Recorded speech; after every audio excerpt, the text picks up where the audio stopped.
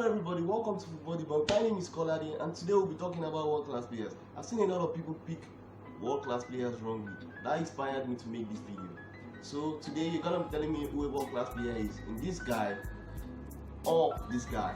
So stay tuned and let's hop into it. But firstly, before we fall into the acts in picking a world-class player, I would like to give you my rankings of footballers. So my first ranking is below average players. These are players that are quite poor. They are not really good. They are very inconsistent in their football play and not really good players as well. So my second ranking in picking a football player is average players. These are players that we see in lesser clubs around Europe and around the world. Players that are not really consistent. They are quite okay. They score goals. They produce good outputs for the season and their team. They do things, but they are quite occasional. They are not really consistent as well. They are quite poor in consistency. Then after that, I'm going to talk about above average players. These are players that are good. They are quite good. They are very good. They are excellent as well. They score goals. They perform well. They do good things. But the problem is their consistency. They are not really consistent. They might do it for 2 years, 2-3 years, then decline a little bit along the way, then become poor, or some seasons they might not really do well. They might just be poor in form and all that. But now the last one we're going to be talking about today, which is the world-class level, which are world-class players, elite players. These are players that even in their bad season, they are always one of the best. So today I'm going to be talking about those set of players, and yeah, stay tuned. So the 3 tricks I'm going to be giving you today are going to start now. So my first trick to pick a world-class player, or first hack, or anything you want to say, to pick a world-class player, is their consistency and their contribution to the team. That's what I'm just trying to say, is that the consistency level of a world-class player. Or let me just give you an example of a world-class player to me. Robert Lewandowski, for the past 4-5 seasons, Robert Lewandowski has averaged an output of 30 goals a season. Nothing less than that. Nothing less than that every season. He's always scoring at least 13 goals.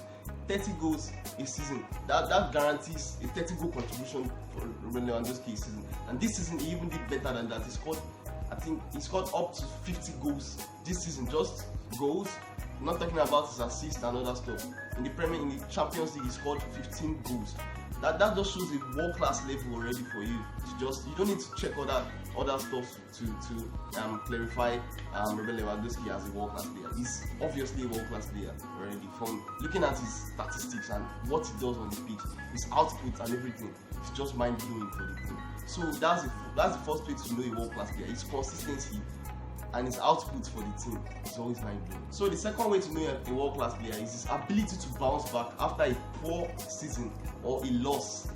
A world-class player is never negative, he's never pessimistic, he's always optimistic about anything he wants to do.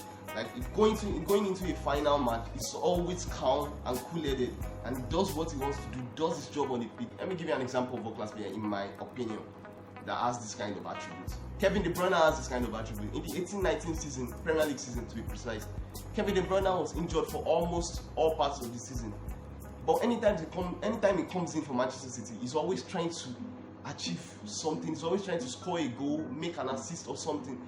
Or he's always trying to win a game for the team. There are so many countless times that Kevin De Bruyne has come into the team to get the winner for Manchester City. We saw many times last season when De Bruyne will come in and do some simple cameo for Manchester City to win the match and stuff like that. So that's just a world-class player. A world-class player has the ability to bounce back. You can see this season when De Bruyne came back fully, he was fully fit this season. De Bruyne registered 20 assists and 13 goals in just the Premier League. You can see that output that he brought to Manchester City and ensured they finished second for the season.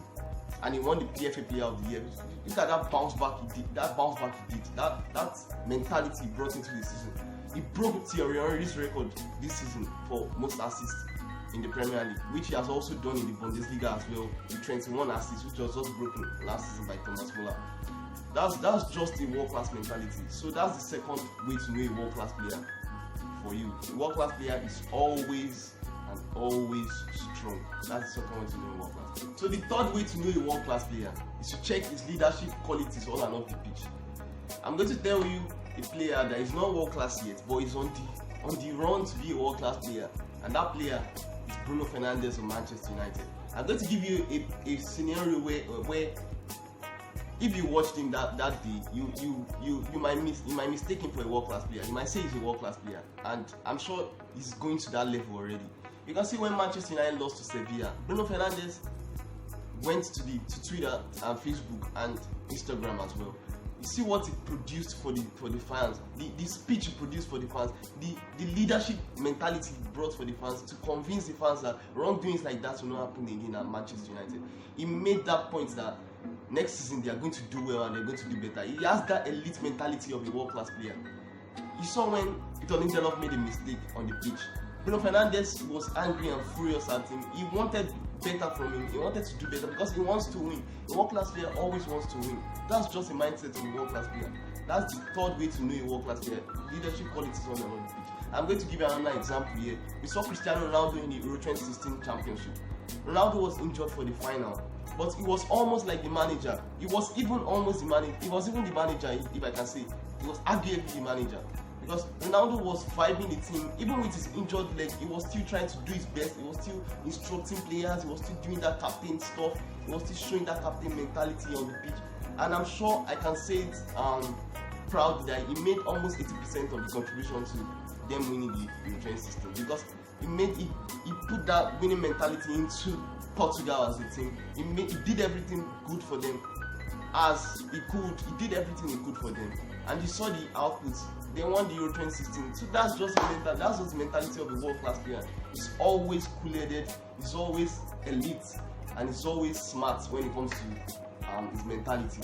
So that's just the 3 acts you should know to pick a world-class player. Thank you for watching this video. Don't forget to give us a like down below and subscribe to my channel, and also leave a comment, and don't forget to turn on notifications so you don't get to miss any content that comes up on this channel anymore. So that's it for me today. See you next time.